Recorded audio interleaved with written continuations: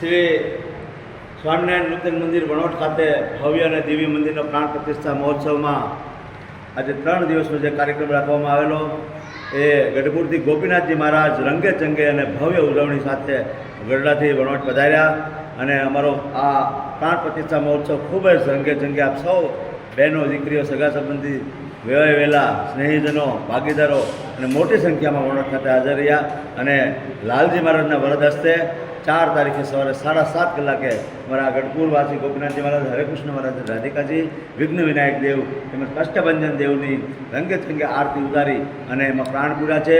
આ પ્રતિષ્ઠા મહોત્સવમાં અમારા આમંત્રણને માન આપીને આપ ખૂબ મોટી સંખ્યામાં અત્યારે પધાર્યા એ બદલ આપ સૌનો ખૂબ ખૂબ આભાર માનીએ છીએ.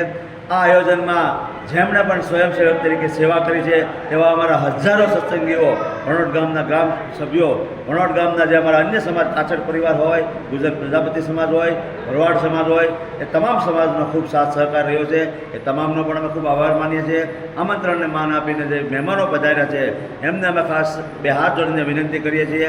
અત્યારે પધાર્યા એમાં કંઈક અમારી ક્ષતિ રહી ગઈ હોય, કંઈક ભૂલ રહી ગઈ હોય, કંઈક આપણને અવ્યવસ્થા અથવા સરખી ફેસિલિટી સુવિધા પૂરી ન પાડી શક્યા હોય તો દરગુજર કરજો, માફ કરજો.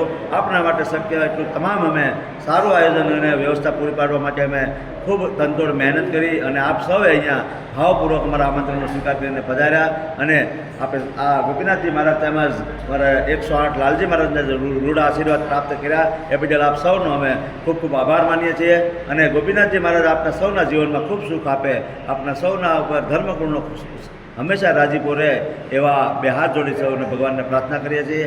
આભાર. જય સ્વામિનારાયણ.